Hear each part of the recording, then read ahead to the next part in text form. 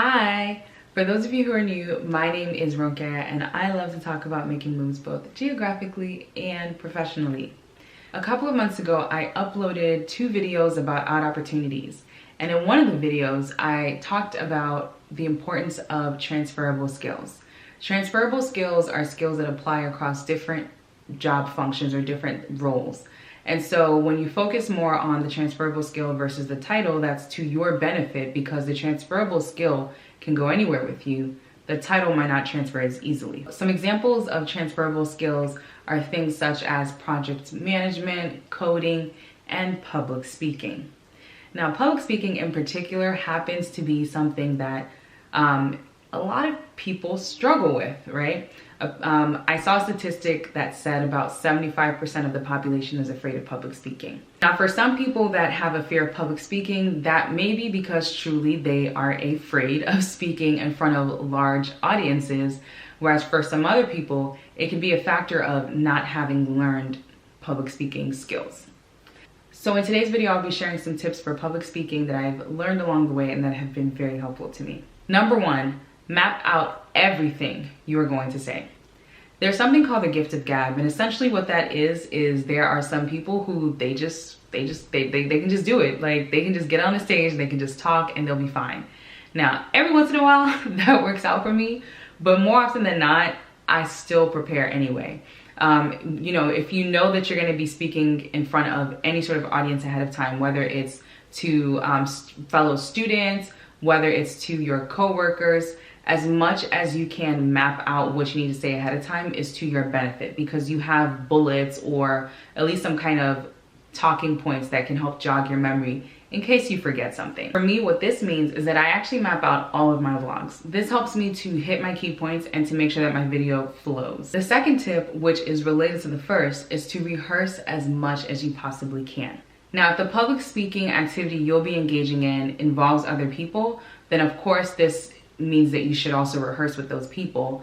But at bare minimum, you also need to rehearse by yourself. You need to make sure that you feel comfortable saying things. You need to make sure that the words that you have listed are words you can pronounce well. You need to make sure that you just have an understanding of how you're going to proceed through the session or proceed through whatever the activity is. One tip that I would also add for rehearsal is that, like I said, if you're doing something with someone else, great, of course, rehearse with that person.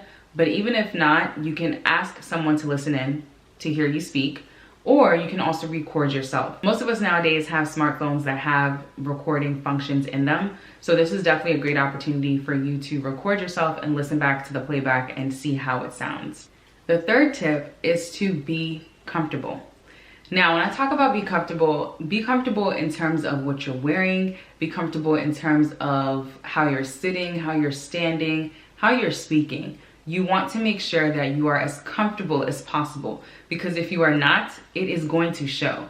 You don't want to let the day that you're speaking on stage be the day you're wearing a new blazer that you didn't realize was 2 sizes too small and you can't lift your arms because you're worried about popping your blazer. It's even worthwhile to try on the clothes you're gonna wear as part of your rehearsal process so that you know that you're comfortable in it. For me, I sing as part of a choir, and when I'm really feeling it and in the zone, I close my eyes.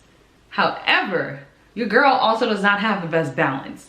And so a lot of times what happens, especially if I'm wearing heels, is that my eyes are closed, I'm swaying back and forth, and in my mind I'm like, chai, I'm going to fall. I'm just going to fall like splats.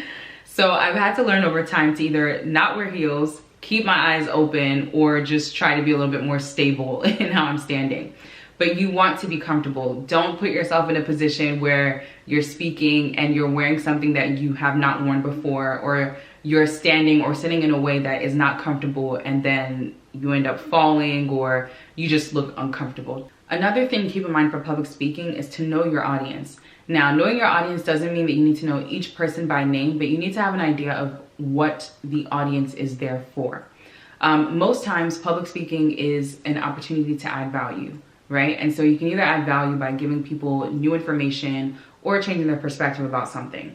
So you need to have an understanding of who the people that you're speaking to are and what they're really there for. There's no reason for you to speak about dinosaurs at a meeting where they're talking about COVID. It's a mismatch. So you need to make sure that you've done your research, know your audience, and know how to add value.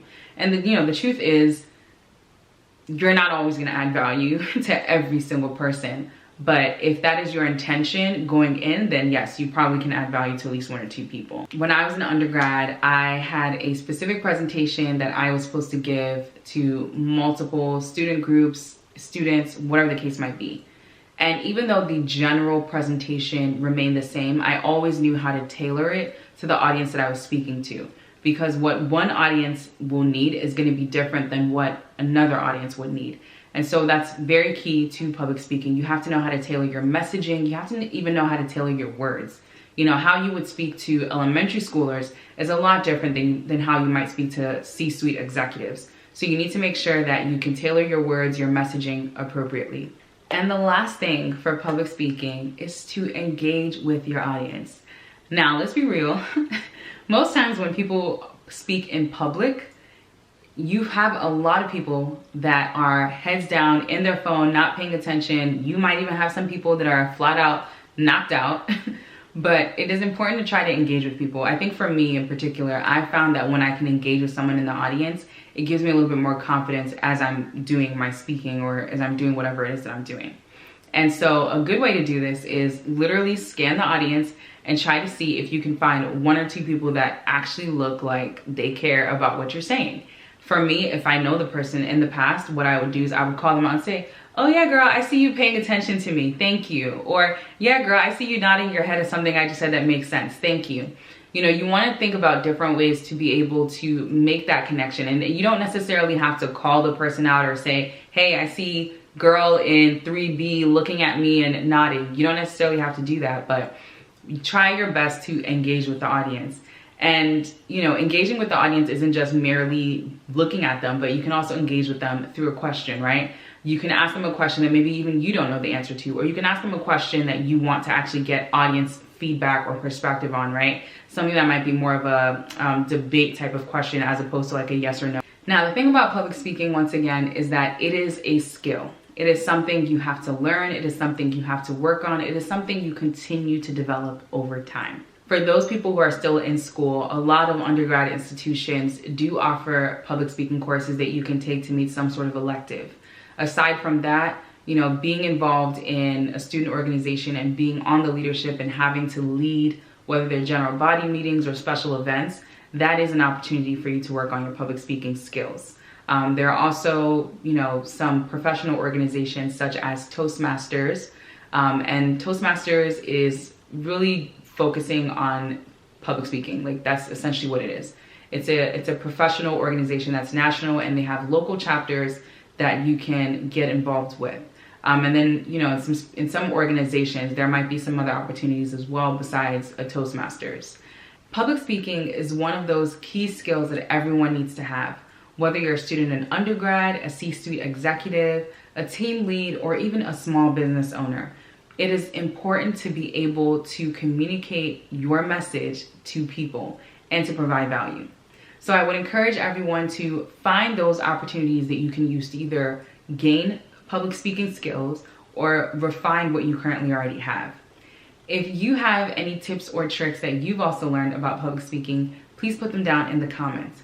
Otherwise, make sure to like and share this video and subscribe to my channel for more travel and career content. See you next time.